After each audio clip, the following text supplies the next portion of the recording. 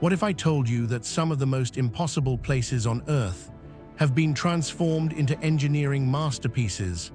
Across deserts, mountains, and oceans, humans have built structures so massive, so complex, that many experts once believed they could never exist.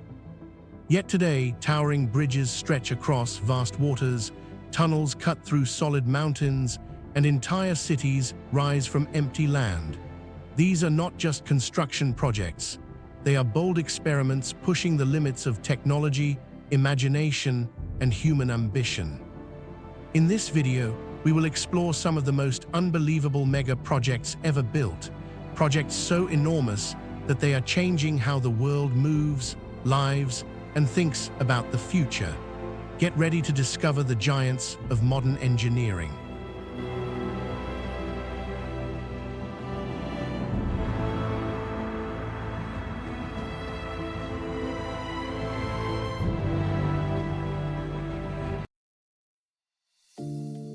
Jin Mao Tower, the pagoda in the sky architecture speaks, and the Jin Mao Tower in Shanghai speaks about where it comes from with a clarity that no other super-tall building has achieved. At 1,380 feet and 88 floors, 88 being the luckiest number in Chinese culture, Jin Mao draws its visual language directly from the ancient Chinese pagoda, that tapering, tiered tower form that has defined the sacred skyline of Chinese architecture for more than 2,000 years. Each setback in the tower's profile is not decorative. It is a deliberate echo of the pagoda's cascading tiers, translated into a language of glass, stainless steel, and modern engineering. Completed in 1999, Jin Mao was at that moment the tallest building in China and the fourth tallest in the world, a milestone that marked Asian construction's arrival at the frontier of global achievement as the 20th century ended. The structural challenge was formidable. Shanghai's ground is essentially river sediment, fine-grained, water-saturated soils that compress and shift under heavy loads. Foundation piles were driven more than 260 feet deep to reach material with sufficient bearing capacity to support the tower's weight, estimated at more than 7,000 dozen tons.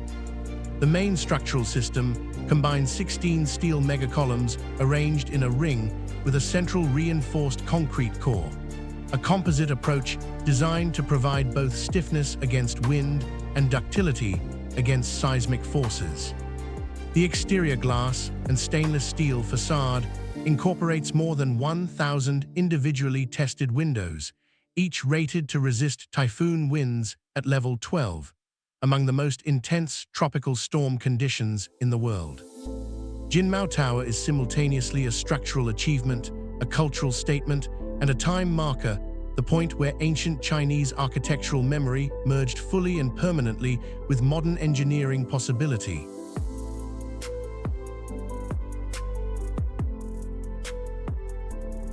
Shanghai Tower, the twisted giant it twists.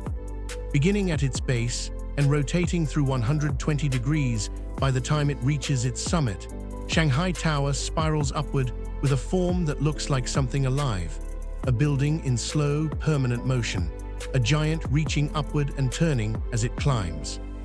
At 2,073 feet, Shanghai Tower is the tallest building in China and the second tallest architectural structure in the world. It holds those records not through brute vertical ambition alone, but through a technical and architectural sophistication that places it among the most innovative tall buildings ever conceived. The twist is not decorative, it is functional engineering of the highest order. Wind loads on tall buildings are enormous, and in Shanghai, a coastal city regularly impacted by typhoon winds and persistent prevailing flows from the Pacific, the forces acting on a straight-sided tower of this height would require massive structural weight to resist safely. The 120-degree twist breaks the wind flow, preventing it from organizing into coherent vortices around the building's perimeter. This aerodynamic efficiency reduces wind-induced forces by 24% compared to a conventional rectangular tower of the same height, translating directly into reduced structural steel requirements. approximately 10,000 fewer tons of steel than a straight building would have needed. The double glass facade, an outer curved glass skin surrounding an inner glass skin with a cavity between, provides thermal insulation, reduces wind pressure on the occupied floors, and creates enclosed sky gardens at each vertical zone. The tower is divided into 9 cylindrical sections stacked vertically, each functioning as an independent neighborhood. Offices, hotels, retail, and leisure within each zone, creating a vertical city in the most literal sense. Construction took more than 8 years at an estimated cost of $2.4 billion, producing a building that holds a LEED Platinum Green rating and houses the world's fastest elevators. Shanghai Tower is the definitive statement of 21st century Chinese architectural ambition.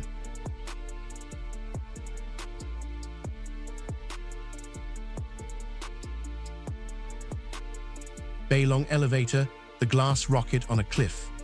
To understand the Bailong Elevator, you need to understand what it rises through, not a building shaft, not a constructed tower enclosure, but an open sandstone cliff, a natural rock face hundreds of millions of years old, shot through with joints and fractures, draped with vegetation, alive with the sounds of birds and wind and falling water. Up this cliff, an elevator rises 1,070 feet.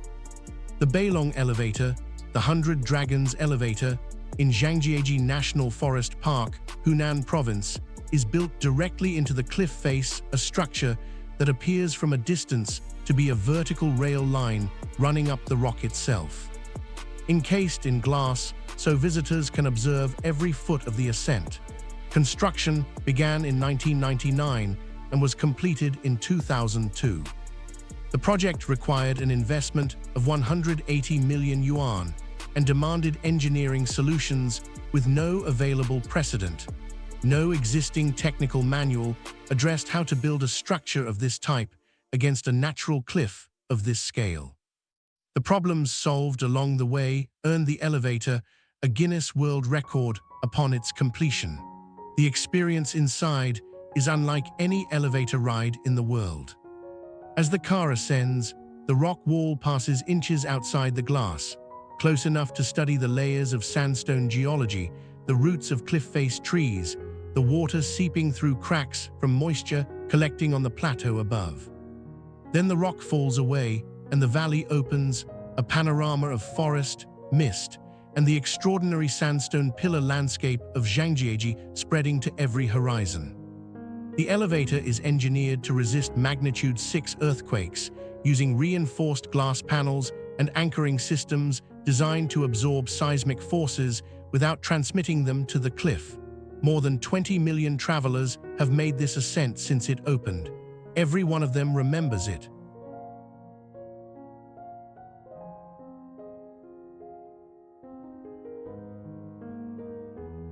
Huajiang Canyon Bridge, the new king of heights. When it opened in 2024, the Huajiang Canyon Bridge in Guangzhou Province added its name to a very short list, the highest bridges in the world. Its deck sits more than 1,800 feet above the floor of the Beipan River Gorge below, making it one of the most extreme vertical distances ever achieved in a bridge structure, in a province that already held more world bridge records than any comparable region on Earth. The structure is a cable-stayed span, its main deck supported by cables running from 2 tall pylons positioned on opposite cliff edges of the canyon. The span crosses the gorge without any intermediate supports touching the valley floor, a requirement imposed by the canyon's depth and the absence of any stable intermediate footing in the sheer walls below.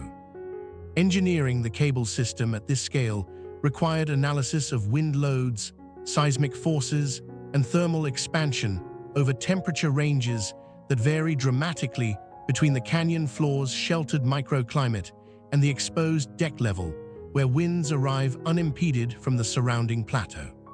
The canyon itself deserves description independent of the bridge it now spans. Carved by the Beipan River over millions of years through the limestone and dolomite of the Yunnan Guizhou Plateau, Huajiang Canyon is a geological spectacle, its walls dropping in near-vertical sections for hundreds of feet. Its floor narrow and shadow-filled, except at midday its green river visible far below as a thin ribbon of moving water. From the bridge deck, looking downstream along the canyon, the full geological drama of the gorge presents itself: walls, river, sky, and the extraordinary sensation of standing on a platform of steel and concrete 1,800 feet above the nearest solid ground. Sydney Opera House, the shell that almost wasn't Australia. In 1956, a Danish architect named Bjørn Utzon submitted a competition entry for a new performing arts centre in Sydney, Australia. His design was so radical, so far ahead of anything that had been built before, that the initial judging panel eliminated it from consideration. It was only when Finnish-American architect Eero Saarinen arrived late to review the entries, pulled Utzon's drawings from the reject pile, and declared them a work of genius, that the design was reconsidered. If Saarinen had arrived on time, one of the most recognizable buildings in human history would never have been built. Architecture, like all great art, requires advocates willing to defend the improbable. The Sydney Opera House sits at Bailong Point, a peninsula jutting into Sydney Harbour, with the harbour bridge looming to the north and the harbour spreading brilliantly in every direction. The building consists of 3 groups of interlocking vaulted shells, the largest housing the main concert hall, the second the opera theatre, and the third a smaller hall. From the water, from the air, from the opposite shore of the harbour, these shells look different from every angle and in every light. In morning sun, they are blinding white. In overcast light, they become a subtle grey. At sunset, they blush orange and gold. At night, lit from below, they glow like lanterns floating on the harbour. No other building transforms so completely with changing light and viewing angle. It is architecture as living theatre. But the story of building these shells is as dramatic as any performance that has ever taken place within them. Utzon's original competition drawings were brilliant as sketches, but technically impossible to construct. For several years after the commission was awarded, his team tried to find a geometric solution that would allow the shells to be built. The breakthrough came in 1961, when Utzon realized that all the shells could be derived from a single mathematical form. If you imagine cutting slices of different sizes from the surface of a sphere of constant radius, each slice would have a different size but an identical curvature. By designing all the shells as sections of the same sphere, every rib and every tile could be manufactured to a single standard template, dramatically reducing both the complexity and the cost of construction. The tiles on the surface of the shells are another story of industrial innovation. The exterior of the Sydney Opera House is covered in over 1 million ceramic tiles, white with a fine textured surface that prevents glare while maintaining brilliance. The tiles were not individually laid in the traditional fashion. They were pre-assembled into chevron-shaped panels at ground level and then lifted into position as complete units. Each panel contains thousands of individual tiles, and the panel junctions are aligned with mathematical precision to create the illusion of seamless continuous surfaces. The tile system has proven extraordinarily durable, with minimal maintenance required over 5 decades of exposure to the marine environment of Sydney Harbour. The financial history of the Sydney Opera House is a cautionary tale and an inspiration simultaneously. The initial estimate for construction was $7 million Australian dollars. The final cost was $102 million. The project was 14 times over budget. Construction took 14 years instead of the projected 4. The political controversy surrounding the cost overruns eventually forced Utzon to resign from the project in 1966, before the building was complete. He never saw his finished masterpiece in person. He never returned to Australia. When the building was finally completed and opened in 1973 by Queen Elizabeth II, Utzon was not present at the ceremony.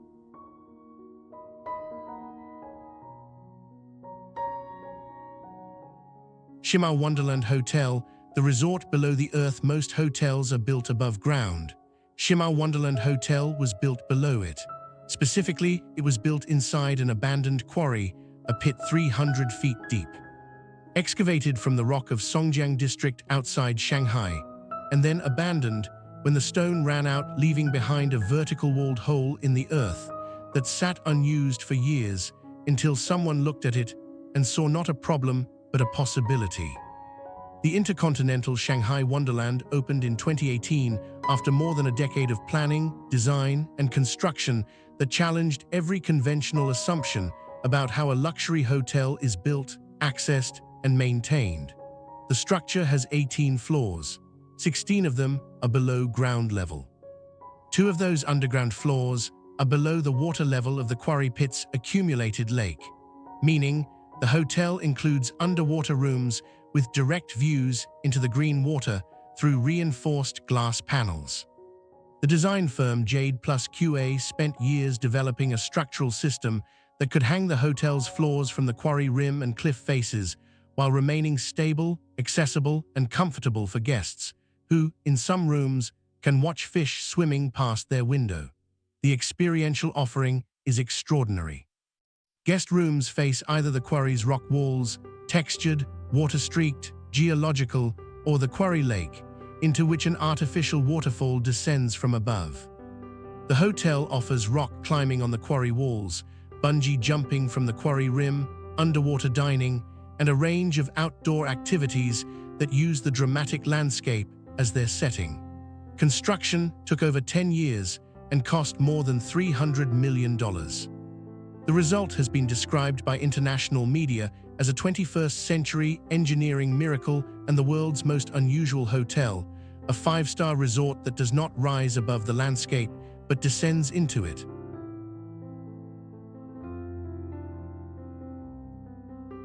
Beijing Daxing International Airport, the starfish that swallowed the sky.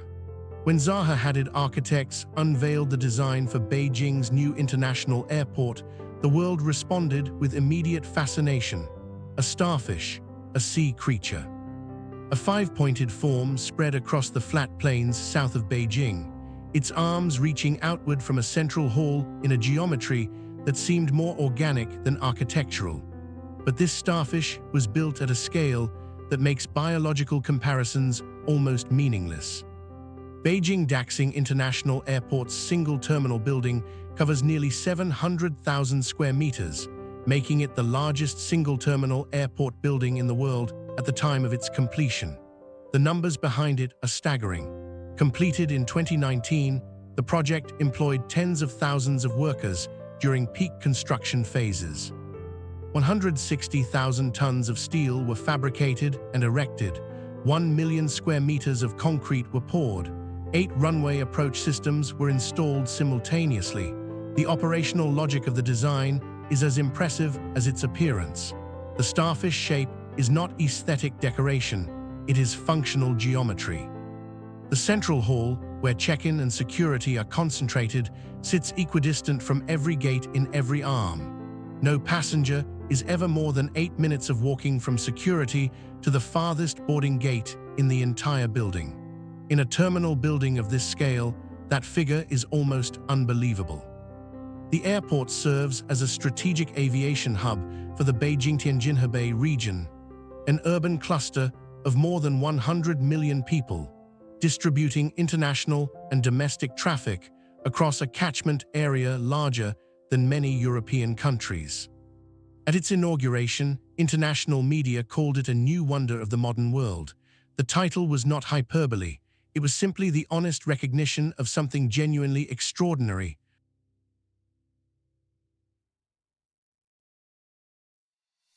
Hoover Dam, America's monument to stubbornness, USA.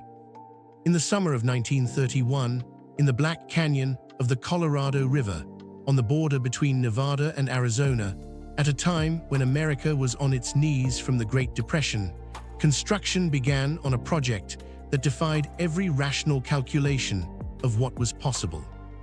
No dam of this size had ever been built. The engineering challenges were unprecedented. The working conditions summer temperatures exceeding 50 degrees Celsius in the canyon, flash floods, toxic gases from blasting operations were lethal, and the schedule demanded that this impossible structure be completed in less than 5 years. They did it in less than 3. The Hoover Dam is a concrete arch-gravity dam, 221 meters tall and 379 meters wide at its crest. It holds back Lake Mead, which is one of the largest artificial reservoirs in the world by volume, containing enough water to flood the entire state of Pennsylvania to a depth of 30 centimeters. The dam used 25 million cubic yards of concrete in its construction. That is enough concrete to build a 2-lane highway from San Francisco to New York City, or to pave a sidewalk around the entire equator of the Earth. The concrete was not poured all at once. It could not be. A monolithic pour of that volume would generate so much heat from the curing chemical reaction that the concrete would crack from within and the dam would fail. Instead, the structure was built in interlocking columns, each one a separate pour, with refrigeration pipes running through every block to carry away the heat. Millions of tons of ice water were pumped through those pipes continuously for 2 years of construction. The arch-gravity design is what makes Hoover Dam so structurally brilliant. The curved face of the dam works like an arch bridge, transferring the lateral pressure of the water behind it outward into the canyon walls on either side. The canyon itself becomes part of the structural system. The walls of the Black Canyon, which were blasted clean of loose rock before construction began, effectively become the abutments of a massive horizontal arch. The harder the water pushes against the dam, the harder the dam pushes back against the canyon. The more pressure the dam receives, the more tightly it locks into position. It is a design that uses the forces working against it to strengthen itself. The stories of the workers who built Hoover Dam are as extraordinary as the engineering itself. Approximately 21,000 men worked on the project over the course of construction, many of them migrant families who came to the desert because the Great Depression had left them with no other options.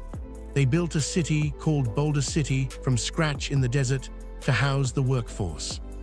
They worked in 3 shifts, 24 hours a day, 7 days a week, in conditions that modern workplace safety standards would make illegal.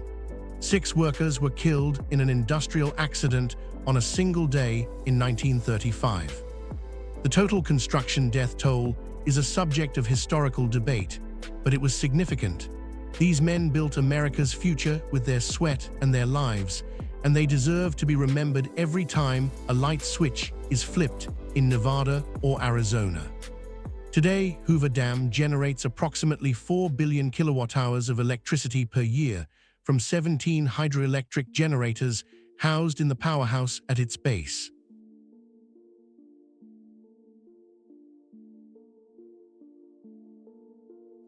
White Sand Lake, the shore that glows there, is a quality to White Sand Lake in Xinjiang that is difficult to describe accurately without resorting to superlatives that seem like exaggeration until you are actually there.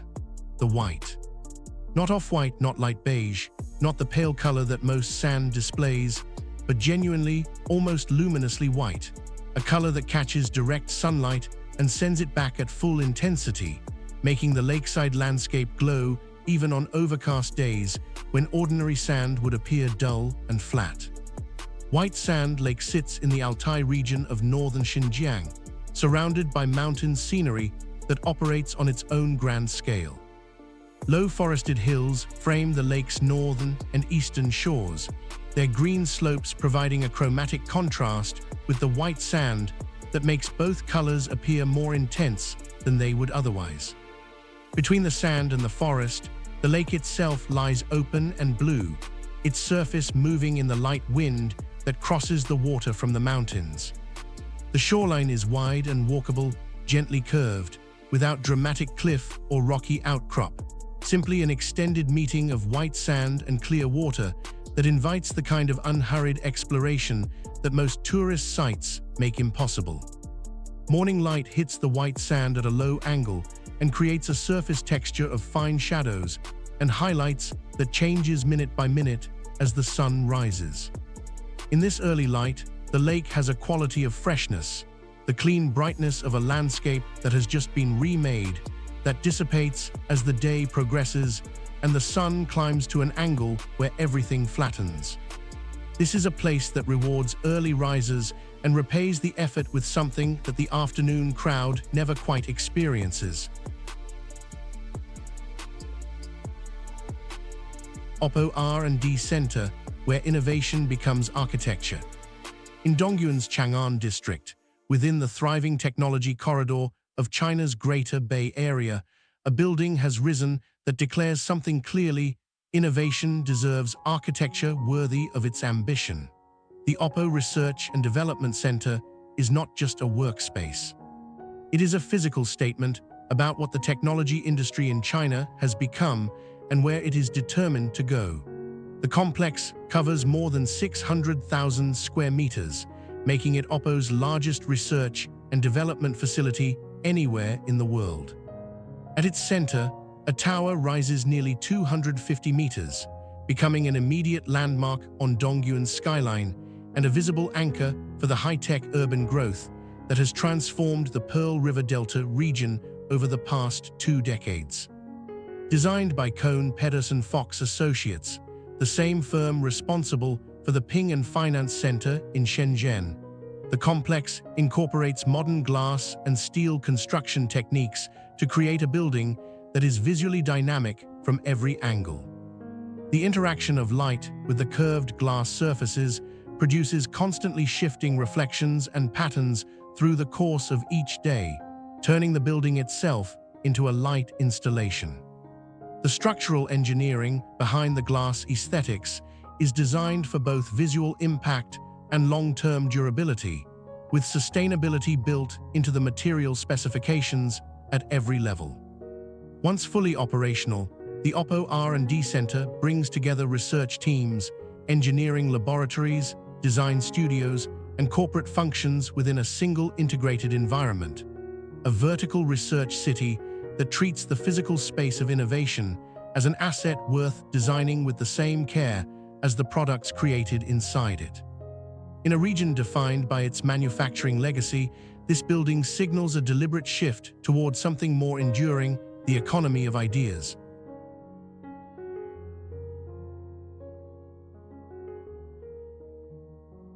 Zhangjiajie Glass Bridge, walking on air.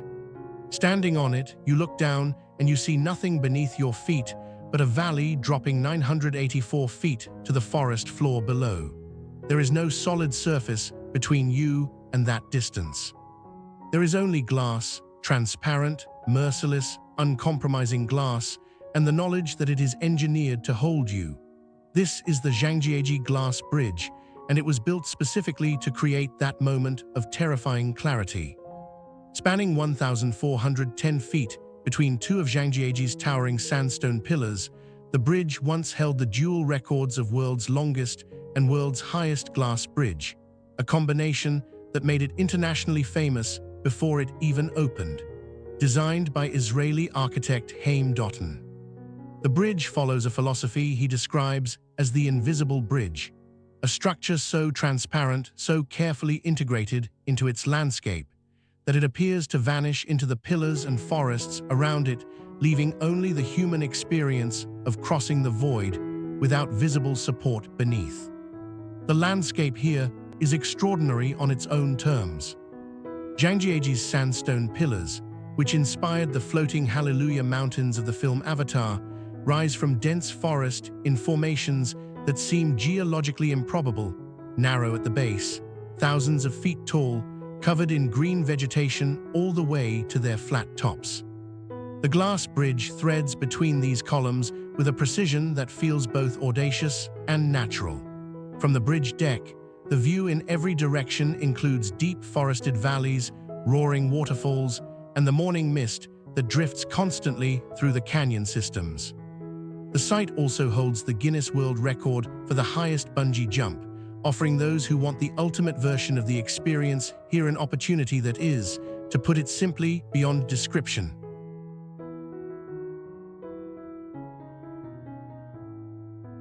Jiangsu Grand Theater, the Lotus on the Water great architecture, does not merely house art. It becomes art itself. The Jiangsu Grand Theater in Nanjing is proof of this principle carried to its most complete expression. Opened in 2017 beside the Yangtze River. This cultural complex is one of the largest and most architecturally distinctive performing arts facilities in China, a building whose form, drawn from the shape of a lotus flower floating on water, creates an image so integrated with its site that the building and its reflection appear as a single unified composition. The total floor area exceeds 200,000 square meters, housing 4 distinct performance venues within a single connected complex. The Opera House seats 2,200 audience members and accommodates full-scale international opera, ballet, and orchestral productions with stage dimensions and acoustic engineering that meet the demands of the world's leading performing companies. The Drama Theatre seats 1,000, the Concert Hall 500, each tuned to the specific acoustic requirements of its intended program through a combination of surface geometry, material selection, and diffusion technology. The exterior shell is finished in high-grade stainless steel, a material chosen not only for its visual quality, but for its resistance to the year-round humidity and seasonal temperature variations of the Yangtze River environment. Steel of this grade does not rust, does not stain, and maintains its reflective quality through decades of exposure, ensuring that the building retains the quality of its first appearance indefinitely. Interior natural lighting is managed through carefully positioned openings and light wells that bring daylight into the public spaces while maintaining precise light control within performance halls.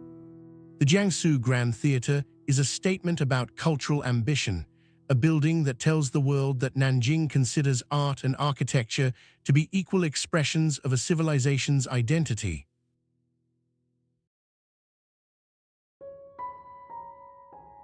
Ain Dubai, the eye that watches over everything, Dubai, UAE. The moment you see Ain Dubai for the first time from the water, there is a simple, involuntary reaction. You just say, wow. It rises from Blue Waters Island, the artificial island at the tip of Jumeirah Beach, 250 meters into the Dubai sky. Its white steel framework catches the light differently at every angle. Its capsules orbit slowly, continuously, carrying passengers through a 38-minute arc from ground level to the summit and back. And it is enormous in a way that photographs simply cannot prepare you for. Even after seeing the London Eye, even after seeing the Singapore Flyer, standing at the base of Ain Dubai recalibrates your sense of scale entirely. 250 meters tall, that is almost twice the height of the London Eye. It is taller than the Eiffel Tower from ground to the second platform. It is taller than the Great Pyramid of Giza, with a 100-meter building sitting on top of it. Ain Dubai is not just the world's largest observation wheel. It is in a different size category from everything that preceded it. The engineers who designed and built it were not iterating on an existing formula. They were effectively creating a new engineering typology. The numbers behind the construction reflect the scale of the challenge. The project used approximately 9,000 tons of steel in its structural framework, more than was used in the construction of the Eiffel Tower. The central axle, the rotating hub around which the entire wheel turns, weighs 1,805 tons and is 25 meters long. This is the largest axle ever manufactured for any rotating structure in the world. It was fabricated in stages, shipped to Dubai in sections, and assembled on site using cranes and precision alignment techniques that required months of preparation. The bearings that support this axle and allow it to rotate continuously under the immense load of 48 passenger cabins weighing over 80 tons each must maintain their alignment to within fractions of a millimeter while carrying a combined rotating mass of thousands of tons. The 48 passenger cabins are a story in themselves. Each cabin is entirely enclosed and climate-controlled, essential in a city where summer temperatures routinely exceed 40 degrees Celsius. The air conditioning system in each cabin is sophisticated enough to maintain comfortable temperatures regardless of external conditions. The cabins come in several configurations, from standard observation cabins accommodating approximately 20 passengers to premium cabins with private bars, to conference cabins designed for corporate events, to a fully private cabin that can be booked for intimate events, including, apparently, proposals. At the summit of the rotation, 250 meters above the island, passengers in any cabin enjoy a 360-degree panoramic view that on clear days extends from the Burj Khalifa and the Dubai Marina skyline in one direction to Palm Jumeirah in another, and across the open Gulf waters in a third. The engineering challenge of making this structure resistant to wind was approached with the same rigor as a bridge or a skyscraper. Dubai is periodically subject to strong Shimao winds from the north, and the open structure of the wheel presents a large surface area to these winds. The rim of the wheel, the outer circular frame, is engineered as an aerodynamic profile that reduces wind loading. The spoke system, which connects the rim to the central hub through 192 individual cables, distributes structural loads with exceptional efficiency. And the foundation system, beneath the central support columns, is designed to resist not just vertical gravity loads, but the enormous lateral overturning moments that wind forces create on a structure of this height and mass. From an urban development perspective, Ain Dubai is the centerpiece of a larger masterplan for Blue Waters Island. The island was itself an extraordinary feat of marine construction, reclaimed from the Gulf over a period of years and developed as a mixed-use destination with hotels, residential apartments, restaurants, and retail. Ain Dubai provides the iconic identity around which this entire development is organized. Every apartment on the island was sold against the backdrop of views of the wheel. Every restaurant on the promenade benefits from the thousands of daily visitors the wheel attracts. Canton Tower, the twisted goddess of Guangzhou, its shape breaks every architectural convention. Not a box, not a cylinder, not a simple taper from base to summit. The Canton Tower in Guangzhou twists, its lattice of steel members describing a hyperbolic form that produces a structure narrow at the middle, wider at top and bottom, with a waist that creates the impression of a figure in motion, rotating gently against the Guangzhou skyline. At 1,968 feet, including its antenna, the Canton Tower became the world's tallest structure when it opened in 2010, before subsequent constructions overtook that record. It remains, however, the most visually distinctive structure in southern China's urban landscape and one of the most technically interesting tall structures in the world. The structural concept driving its form is the hyperboloid, a mathematical surface generated by rotating a hyperbola around an axis. Used in cooling towers and some bridge pylons, the hyperboloid's application at this scale to an occupied observation and broadcast tower was unprecedented in Chinese engineering. The lattice geometry that results from the hyperboloid form is self-stiffening. The crisscrossing members each work in tension and compression simultaneously, distributing loads efficiently and creating a structure that can resist the wind forces of typhoon season and the ground motions of seismic events to level 8 magnitude. The summit experience is one of the most extreme in the world. The outdoor observation deck at 1,600 feet is the highest outdoor terrace on any structure in the world, exposed to wind, sky, and a panoramic view of Guangzhou that stretches more than 30 miles in every direction on clear days. At night, the tower becomes a light installation, millions of individually controllable LED elements turning it into a programmable display screen wrapped around a building, visible from across the entire Pearl River Delta.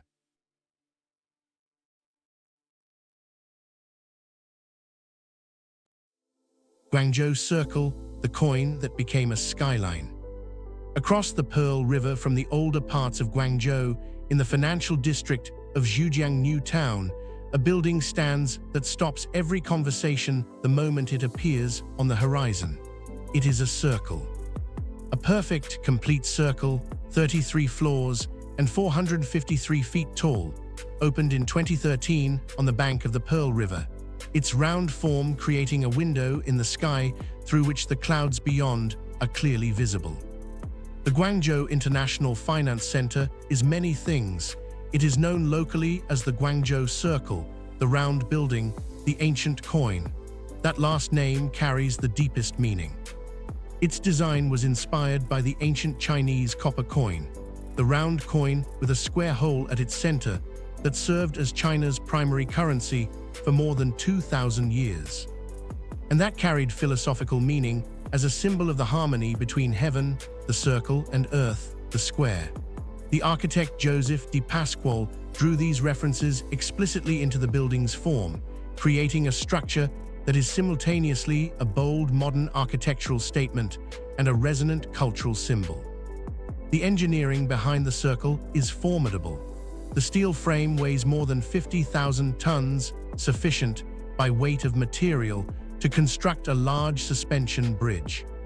Circular structures distribute loads in ways that rectangular buildings do not, creating structural challenges in detailing the floor plates, the perimeter frame, and the foundation connections that required innovative engineering solutions throughout. The result stands on the Pearl River bank as the only circular skyscraper in a skyline otherwise composed entirely of rectangular towers, making it permanently distinct in its context. At night, light from its interior rings illuminate the circular form against the dark sky, a giant halo over Guangzhou, a coin placed on the river's edge by a city that has always understood the value of commerce and the beauty of the objects that symbolize it. Panama Canal, the cut that changed the world. Panama, imagine trying to move a ship the size of an apartment block from one ocean to another. Between those two oceans stands a continent, dense jungle, deadly disease, volcanic rock, and swampy lowlands. Most people would look at that problem and walk away. The engineers who built the Panama Canal looked at that problem and said, "We will cut the continent in half," and they did. The Panama Canal is 82 kilometers long. That sounds modest until you realize what it took to create it. The United States completed the original canal in 1914, after France had already spent 2 decades and 20,000 lives trying and failing. The Americans succeeded through sheer organizational force, innovative engineering, and a public health campaign that wiped out the malaria and yellow fever that had been killing workers by the thousands. They moved over 170 million cubic meters of earth. They created the largest artificial lake in the world at the time, and they linked 2 oceans in a way that permanently reshaped global trade. The principle behind the canal is deceptively simple. The Atlantic and Pacific Oceans are not at the same level as the Isthmus of Panama. Ships need to be lifted over the continent's terrain rather than pushed through it at sea level. The solution was a system of locks, massive water-filled chambers that raise and lower ships like a water elevator. Fresh water from the artificial Gatun Lake floods into the chambers, lifting ships to approximately 26 meters above sea level, high enough to cross the continental divide. Then, on the other side, controlled releases of water lower the ships back down to ocean level. No pumps are required. Gravity does most of the work. It is elegant in its simplicity and breathtaking in its scale. But here is where the story gets truly epic. In 2016, Panama opened a 3rd set of locks as part of a $5.25 billion expansion project. This was not a renovation. This was a reinvention. The new Neo-Panamax locks are massive. They can accommodate ships that are twice the width of vessels that fit through the original locks. Container ships that carry 14,000 shipping containers in a single voyage now glide through waters that were once considered impassable. The original canal was a wonder. The expanded canal is a miracle. Standing at the Miraflores Locks Visitor Center and watching a massive container ship inch through the chamber beside you is one of the most humbling experiences in the world. These ships dwarf everything around them. Their hulls rise above the lock walls. Their propeller wash creates currents you can feel through the viewing platform. And yet they are handled with extraordinary precision by a team of electric locomotives called mules that guide the ships through the chambers on rails. It is an orchestra of steel and water, performed at a scale that beggars description. The economic impact of the canal on Panama has been transformative. Before the canal, Panama was a poor nation with limited resources and uncertain prospects. Today, canal revenues and the commercial activity it generates make Panama one of the wealthiest countries per capita in Latin America.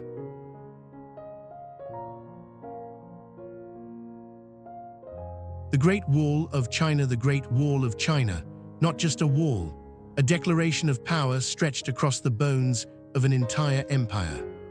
This is one of the most staggering things the human race has ever pulled off, and most people have no idea just how extreme it really was. Forget the postcards, forget the tourist photos. The real story of this wall is wild from beginning to end. It stretches across nearly 13,000 miles of Chinese territory. Not flat, easy ground either. It climbs over brutal mountain ridges, tears through scorching desert dunes, and pushes through terrain so hostile that even building a road there today would be considered a serious engineering challenge. And yet thousands of years ago, people did something far harder. They built a wall on top of it. Construction did not happen in one go. It was not the work of one king or one generation. It spanned roughly 2,000 years. Dynasty after dynasty added to it, extended it, repaired it, refused to abandon it. The Qin started it, the Han stretched it, the Ming perfected it. Every era poured its people into this project like it was the most important thing in the world, because to them it was. No engines, no machines, no cranes or steel cables. Every single stone was carried by human hands or moved by animals over paths that barely existed. Workers who collapsed were sometimes buried right there beneath the wall itself. The wall is literally built on top of the people who built it. Around 10 million people contributed to its creation across all those centuries. Soldiers, farmers, prisoners, and conscripted laborers. Many never went home. The mountain sections are the most jaw-dropping. Engineers carved the wall directly into vertical ridgelines at angles that seem physically impossible. Watchtowers rise every few hundred yards along the steepest sections. They were the nervous system of the empire. Soldiers inside watched for enemy movement day and night. When danger appeared, smoke by day and fire by night sent signals that could travel hundreds of miles in just minutes. No phone. No radio, just fire and smoke, and a chain of human eyes stretching across an entire nation. The Great Wall remains the longest man-made structure in history, but more than that, it is the longest act of human defiance ever recorded. A monument to the idea that some things are simply worth everything it costs to protect them. Next, we travel to a place where the stones are so massive, so impossibly heavy, that modern engineers still cannot fully explain how they got there.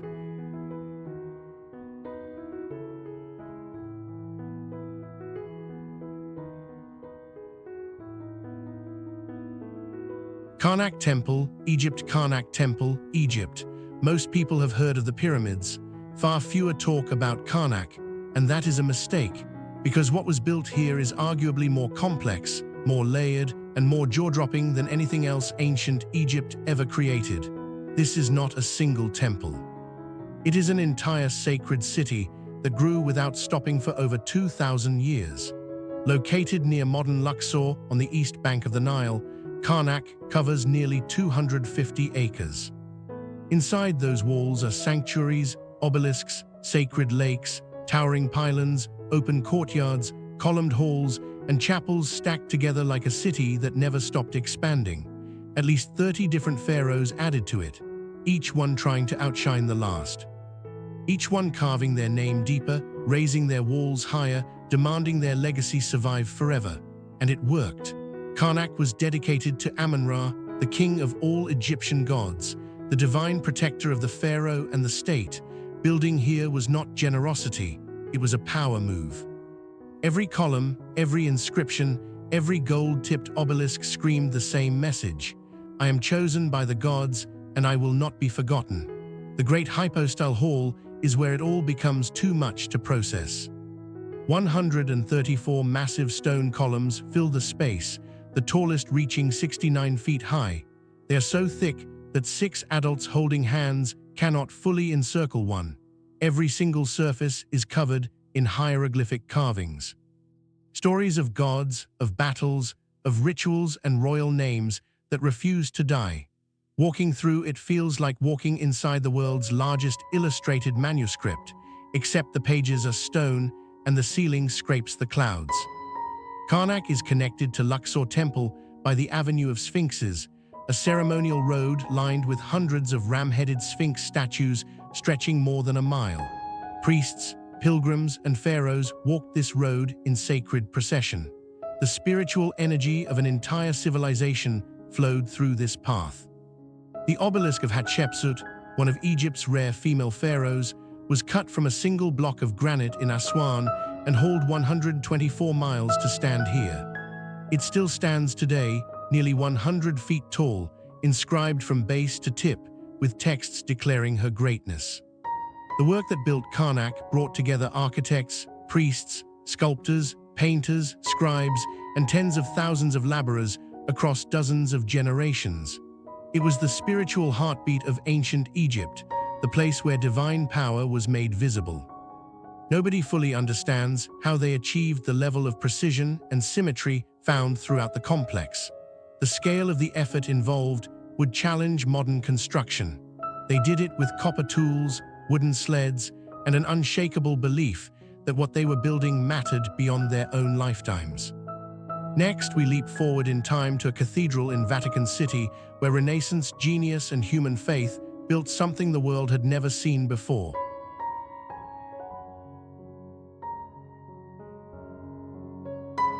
Palm Jebel Ali, man-made marvel, Dubai, UAE. If someone told you that humans had carved a giant palm tree into the ocean using nothing but sand, steel, and sheer determination, you would probably laugh. And yet, that is exactly what happened in Dubai.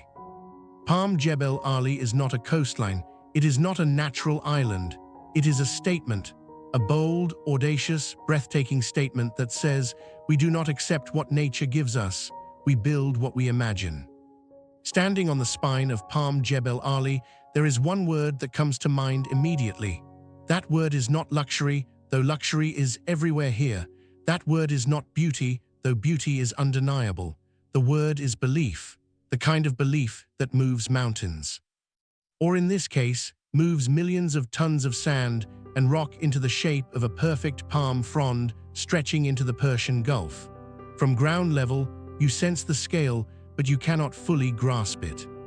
The roads are wide, the air smells of salt and possibility, and the silence out on the fronds is almost meditative. Palm trees line the private avenues. The sea glitters on both sides. The heat is intense, but there is a breeze, and that breeze feels earned. It feels like a reward for daring to come out here to the edge of land that should not exist. But it is only from the sky that the full truth reveals itself. Board a helicopter, gain altitude, and then look down. What you see will reorder your sense of reality. An enormous palm tree, perfectly symmetrical, stretching kilometers into the open sea. The fronds, 16 of them, each one housing thousands of homes, hotels, and private beaches. The trunk, a boulevard of ambition. And the crescent, a curved breakwater wrapping around the entire structure like nature cradling something sacred. The engineering behind this project is as staggering as the vision. Over 150 million cubic meters of rock and sand were used to construct this island. The sand was not simply dumped into the sea. It was sprayed through a process called rainbowing, creating precise layers that compacted into a stable landmass. Thousands of rock boulders form the core, and a specially designed breakwater protects the entire structure from tidal forces and wave erosion. Every frond, every road, every curve was calculated with GPS precision to within centimeters. What does life feel like on Palm Jebel Ali? Honestly, it depends on where you are standing. At the tip of a frond, you are surrounded by water on 3 sides. The city of Dubai feels distant, hazy through the heat shimmer. Here, resort life is king, private pools that appear to float above the sea, restaurants where Michelin-starred chefs serve food that costs more than most people's monthly rent, and sunsets. The sunsets out here are violent in their beauty. The sky goes orange, then crimson, then purple, and the entire sea catches fire. Drive back toward the trunk and the energy shifts. Traffic builds. The monorail hums above you, carrying passengers between the mainland and the island. This is not just a luxury playground. It is a living, breathing community. Schools, clinics, shopping centers, mosques, everything a city needs. It is a city that was built from nothing in a matter of years, rising out of the ocean on a foundation of human willpower. Critics have raised fair points about the environmental impact. Coral reefs were disturbed during construction. Marine ecosystems were disrupted. These are real conversations worth having. But Dubai has also invested heavily in marine rehabilitation, and the artificial reefs created by the submerged rock structures have attracted hundreds of species of marine life that were not there before. Nature, as always, adapts. Palm Jebel Ali is not perfect, but perfection was never the point. The point was to show the world that geography is not destiny, that the desert does not define the limit, that with vision, capital, and courage, you can literally reshape the ocean. And Dubai did exactly that, not once, but multiple times. This is what happens when a civilization decides that the word impossible is not a barrier. It is a starting line.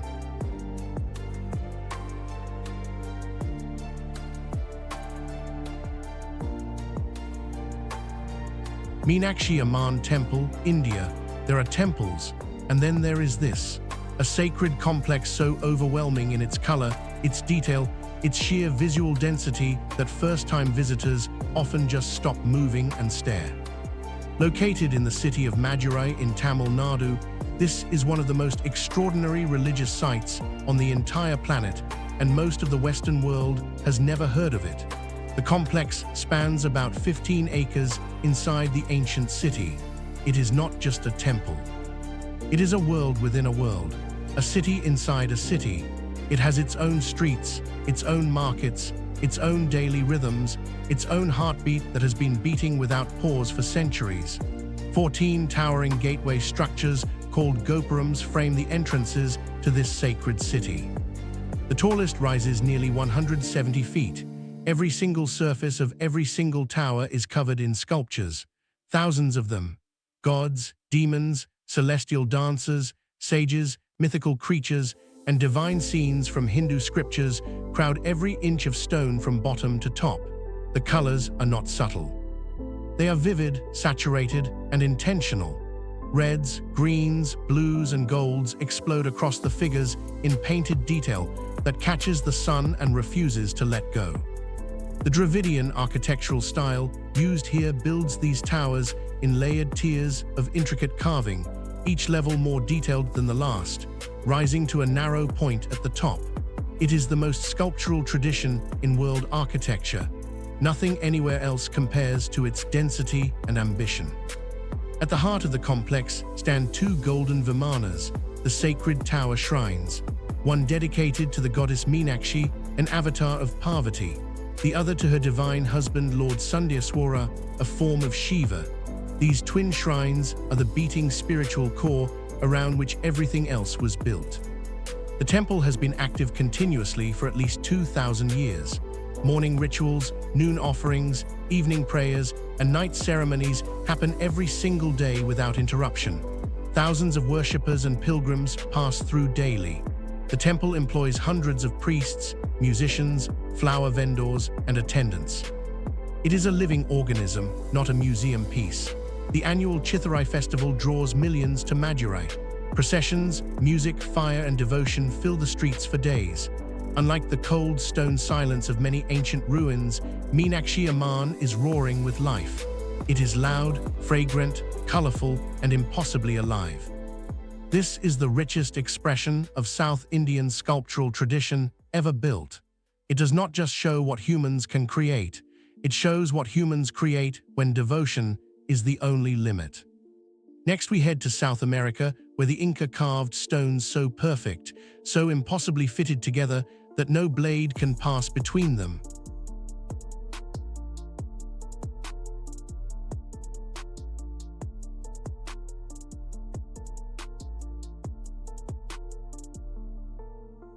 The largest religious monument ever built by human hands. Covering over 400 acres, surrounded by a moat 650 feet wide that stretches more than 3 miles around its perimeter. This single temple complex is larger than many small towns, and it was built in the 12th century without a single modern tool. Nothing prepared the first European explorers who stumbled upon it in the 19th century for what they were looking at. French explorer Henri Mauhot reached Angkor in 1860 and wrote that it was grander than anything left by Greece or Rome. He was not wrong.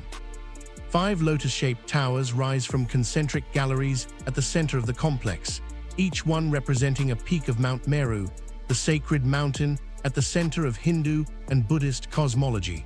The tallest spire reaches 213 feet. From above, the entire design is a mandala. A spiritual diagram made real in stone, perfectly oriented to the cardinal points of the compass, aligned with the sun and the stars. The sandstone walls are covered in some of the most detailed bas-relief carvings ever executed. Nearly half a mile of continuous carved scenes depicting Hindu mythology, naval battles, the churning of the cosmic ocean, and processions of gods and kings. Over 1,700 celestial dancer figures called apsaras are carved individually across the walls, each with a different pose, different expression, different detail. Every single one is unique. Angkor Wat was originally dedicated to the Hindu god Vishnu, but was later adapted for Buddhist worship. That transition happened peacefully, gradually, the two traditions folding into each other across the centuries in a way that left both traditions visible in the stone. The temple belonged to a sacred mega-city called Angkor that at its peak housed nearly 1 million people, making it the largest pre-industrial urban settlement on Earth.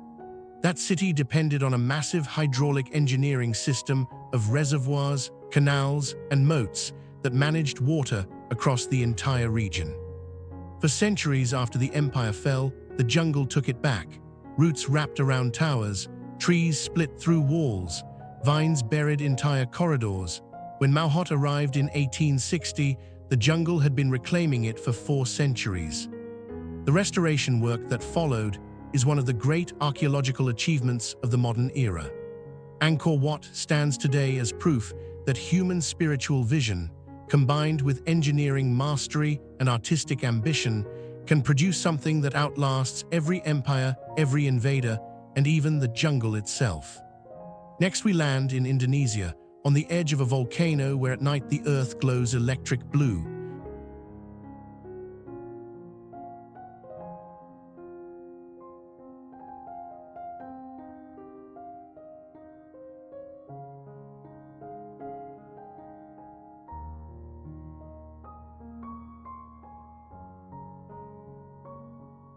Most villages change with the times.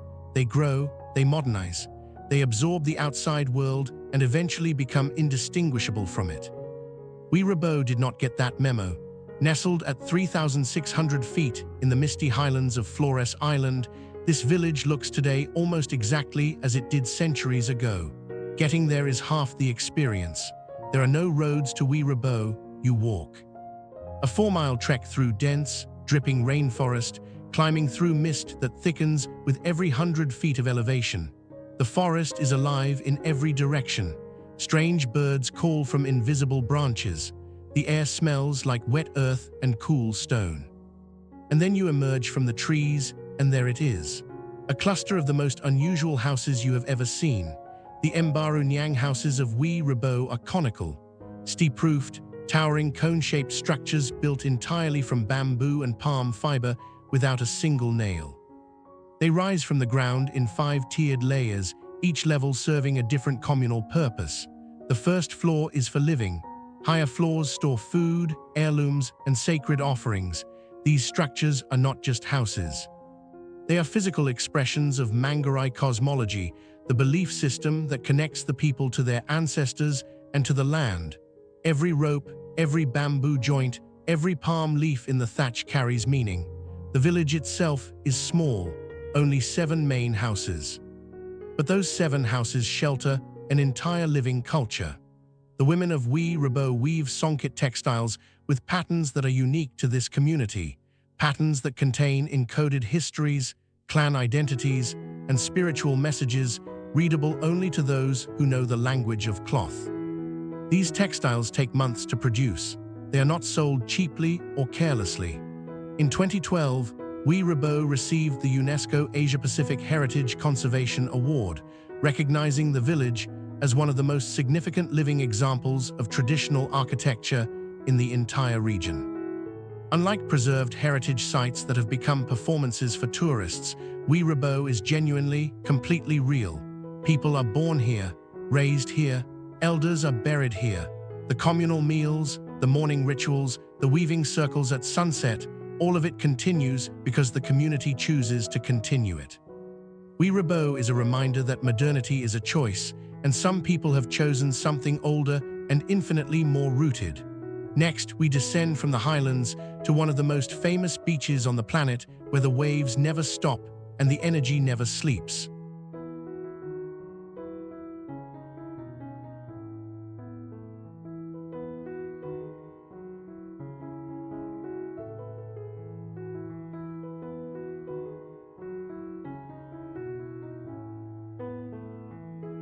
The name means 1,000 temples.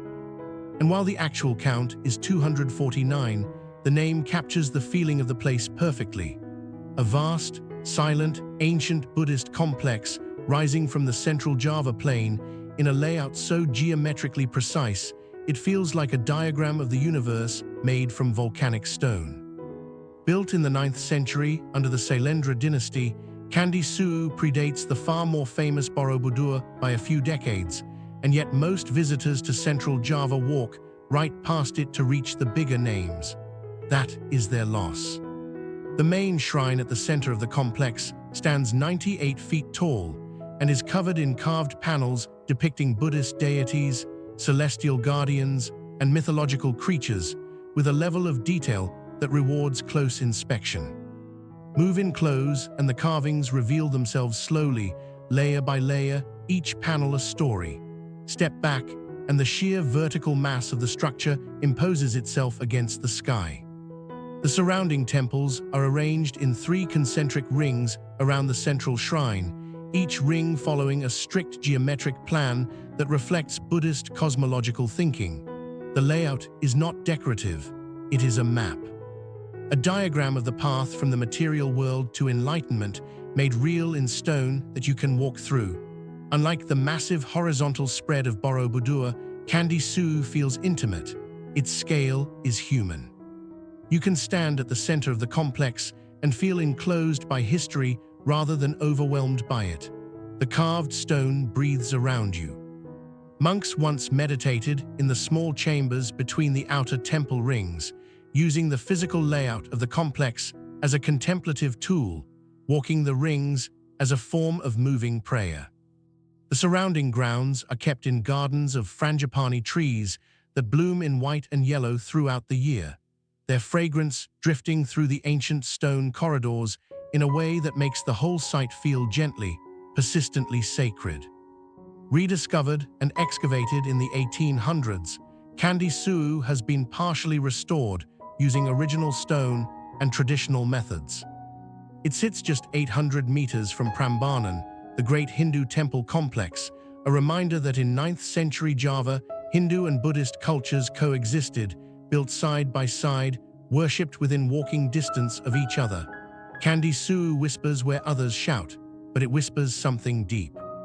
Next we go underground into a sinkhole where at exactly the right moment every day, the sun reaches in and lights up a world hidden beneath the earth.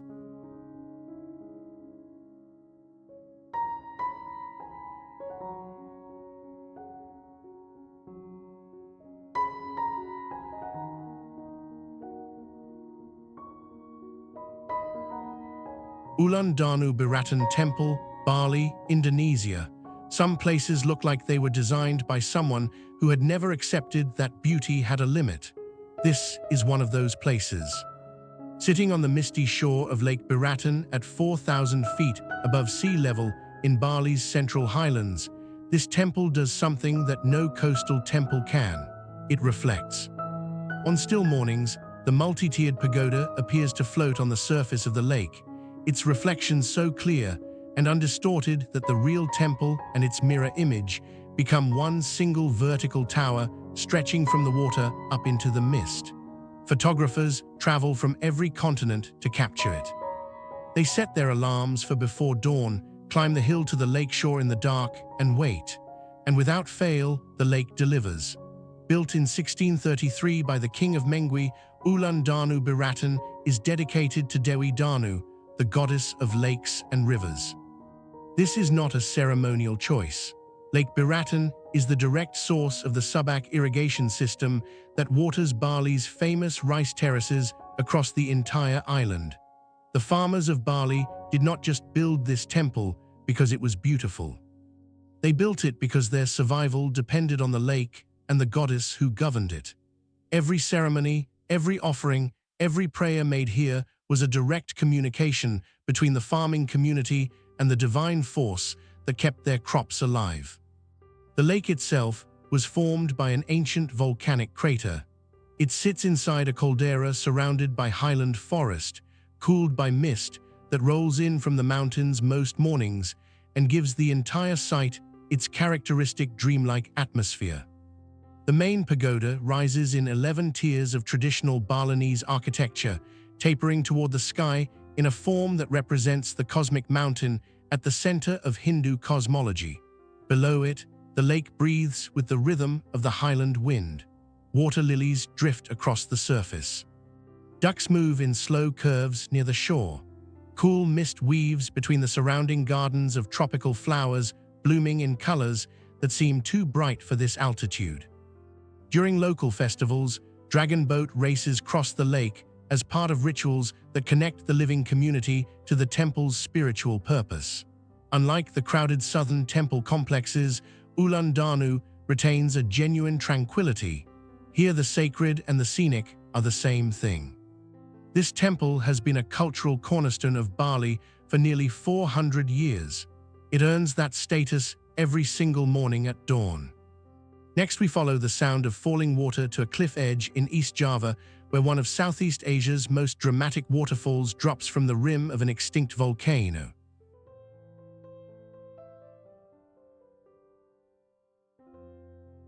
Bali Pura Lempuyang Temple, East Bali, Indonesia. There is one image from Bali that has traveled further around the world than almost any other. Two carved stone gates standing open against a clear sky, and perfectly framed between them, the volcanic cone of Mount Agung rising in the distance. That image was taken here.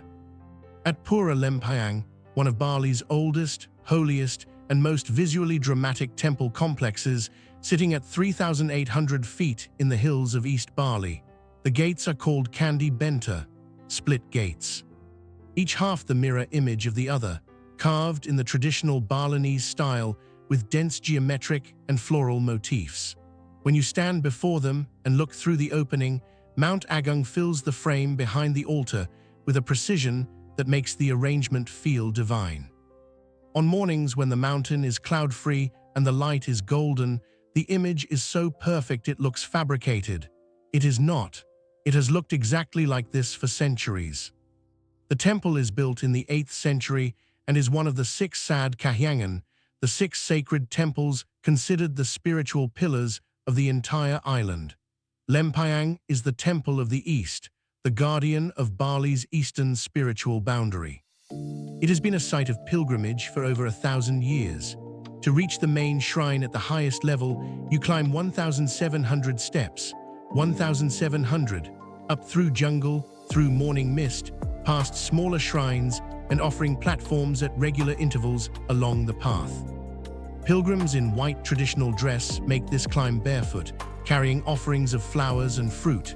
Their devotion makes the physical effort invisible. At the summit, The air is thin and cool, and the view in every direction is a panorama of East Bali from coast to cloud. The temple complex is divided into several distinct levels, each with its own shrine and purpose, spread across the hillside in a layout that traces the sacred geometry of the mountain itself. Unlike the crowded southern temples of Bali, Lempuyang retains an atmosphere of genuine spiritual gravity. This is a place where people come to pray, not just to photograph. The priests conduct daily offerings rooted in Hindu tradition that has survived intact across 15 centuries. The reflective pool at the base creates a mirror image of the gates and the mountain beyond, offering a second perfect frame for the photograph that has circled the globe. But the photograph is the smallest reason to come here. The largest reason is standing at the top of 1,700 steps at dawn and understanding exactly why this mountain has been worshipped for 1,000 years. Next, we sail east to an island that has preserved one of the most distinct and ancient cultures in Indonesia and still does not know how famous it is about to become.